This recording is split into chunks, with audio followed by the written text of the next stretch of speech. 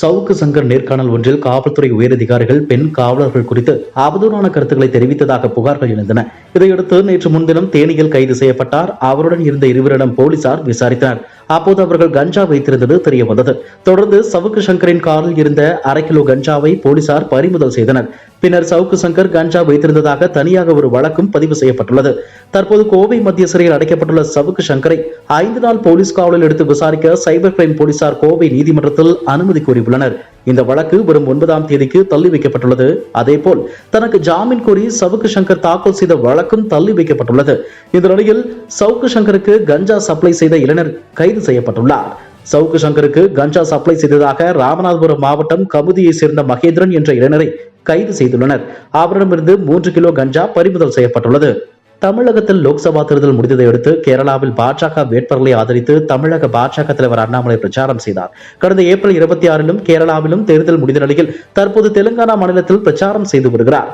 அங்குள்ள கரீம் நகர் பகுதியில் பிரச்சாரத்தில் ஈடுபட்ட அண்ணாமலை செய்தியாளரிடம் பேசும்போது மோடி அலை வலுவான நிலையில் இருக்கிறது. இது ஒவ்வொரு நாளும் அதிகரித்து வருகிறது. ஜூன் 4 ஒரு வரலாற்று சிறப்புமிக்க நாளாக இருக்கும். லோக்சபா தேர்தலில் தென்னிந்தியா முழுவதும் மோடி அலை வீசப் போகிறது. இதுவரை இல்லாத அளவாக அதிக இடங்களில் பாஜக வெற்றி பெறும். காங்கிரசுக்கு 50க்கும் குறைவான இடங்களை கிடைக்கும் என அவர் கூறினார்.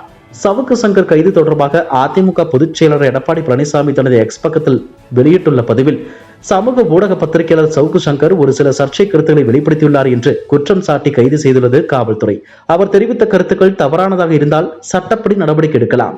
சவுக்கு சங்கரின் வழக்கறிஞர் கோவை சிறையில் அவரை சந்தித்த பின் அளித்த பேட்டியில் சவுக்கு சங்கரை சிறையில் அடைப்பதற்கு முன்பு மருத்துவ பரிசோதனைக்கு உட்படுத்தும் நல்ல நிலையில் சிறைக்கு சென்றார். இந்த நிலையில் கோவை சிறையில் அவர் கடுமையாக தாக்கப்பட்டுள்ளதாக தெரிவித்துள்ளார். எனவே மாண்புமிகு நீதிபதி ஒருவரை நேரில் அனுப்பி சவுக்கு சங்கரின் உடல்நிலை குறித்து ஆய்வு செய்ய வேண்டி மனு அளித்துள்ளதாக வழக்கறிஞர் தெரிவித்துள்ளார். பத்திரிகை சுதந்திரம் என்று மூச்சுக்கு 300 தடவை வாய் சவடால் விடும் விடியா திமுக அரசில் பத்திரிகையாளர்கள் தாக்கப்படுவது சர்வசாதாரணமாகிவிட்டது. மேலும் பெண்களை இழிவாக பேசிய பெண்களுக்கு எதிரான குற்றங்களில் ஈடுபட்ட பல திமுகவினர் மீது இந்த விடியா திமுக அரசு நடவடிக்கை எடுக்காமல் இருப்பதால் அவர்கள் சுதந்திரமாக நடமாடி வருகின்றனர்.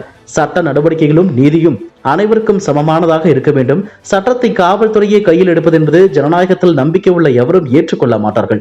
இத்தகைய தாக்குதல்கள் தவறான முன்னுதாரணமாகிவிடும். எனவே கோவை சிறையில் பத்திரிகையாளர் சவுக்கு சங்கர் தாக்கப்பட்டாரா என்று நீதிபதி ஒருவர் மூலம் விசாரணை நடத்த வேண்டும் என்று வலியுறுத்துகிறேன் என்று தெரிவித்துள்ளார். 3ஆம் கட்ட லோக்சபா தேர்தல் 12 மாநிலங்களில் உள்ள 93 தொகுதிகளில் இன்று ஓட்டுப்பதிவு நடந்தது. தனது சொந்த மாநிலமான குஜராத்தின் அகமதாபாத்தில் காந்தி நகர் தொகுதிக்குட்பட்ட ராணி பகுதி அருகே நிஷான் மேல்நிலைப் பள்ளியில் உள்ள ஓட்டுச்சாவடியில் பிரதமர் மோடி வாக்களித்தார். வாக்குச்சாவடிக்கு வெளியே நிருபரிடம் பேசிய மோடி, இன்று 3ஆம் கட்ட வாக்குப்பதிவு தேர்தலின் போது வன்முறை சம்பவங்கள் பதிவாகவில்லை. வன்முறை இல்லாத தேர்தல் இது. சிறப்பாக பணியாற்றிய தேர்தல் கமிஷனுக்கு எனது பாராட்டுகள். ஜனநாயகத்தை மக்கள் பண்டிகை போல் கொண்டாட வேண்டும்.